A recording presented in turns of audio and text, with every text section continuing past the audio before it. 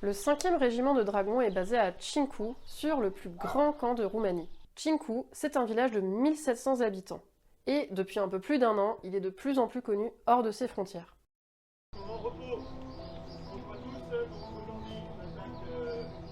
Ce qui m'a marqué, c'est que Cinku est un camp en chantier.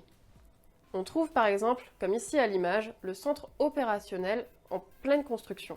Lorsqu'il sera achevé, l'actuel centre opérationnel sera rendu aux Roumains. L'ordinaire, leur cantine, est aussi en travaux, pour servir plus rapidement l'ensemble des militaires. Pour l'instant, ils mangent des rations, comme s'ils étaient en opération.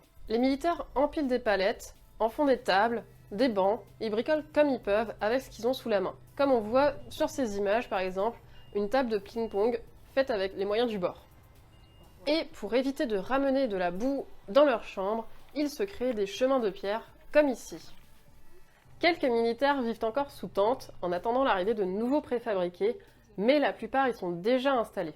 Donc là c'est notre hôtel 4 étoiles, donc un peloton de 24 personnes, donc 12 au rez-de-chaussée et 12 à l'étage. Et voilà, donc bienvenue dans ce qu'on appelle les Corimecs, c'est le lieu de vie du peloton. On fait le tri, hein. Ici on a donc les ordures ménagères, les cartons, les plastiques, etc. Ici donc par contre tout ce qui est toilette et douche est en commun, donc ça c'est ma chambre. Avec, comme vous disiez, les cordes à linge qui traversent la chambre avec les cintres. Ici on s'est organisé voilà, d'une autre façon.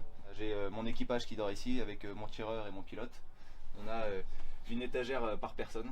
Donc ici on a réussi avec des parpaings à gratter un étage en plus. On a tous les sacs rangés sous les lits, les gilets et la musette 24 heures toujours à portée. Elle est toujours à portée, c'est ça? Lit, voilà, Parce qu'en cas d'alerte, la musette c'est ce qui part tout de suite avec, c'est ça, elle doit être toujours prête. Donc si on nous donne l'alerte, on se lève, on s'habille rapidement, le gilet, le sac et on part. Dans leur pactage, ils ont emmené de quoi faire du sport, des poids, des élastiques, et ils ont l'habitude d'aller faire un footing, une séance de musculation, et ça, quel que soit le temps. Les personnels choisissent le groupe musculaire qu'ils veulent travailler, puisque dans la cavalerie lourde, on a besoin, comme tout bon militaire, d'être endurant et de travailler le cardio, mais aussi de travailler la musculation et la force, puisqu'on a des choses lourdes à porter. Et comme vous voyez, voilà, on n'a pas de salle de muscu, on fait avec les moyens du bord et ce qu'on a.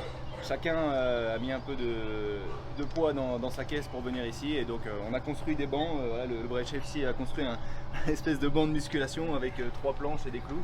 Et donc on fait comme on peut et avec ce qu'on a.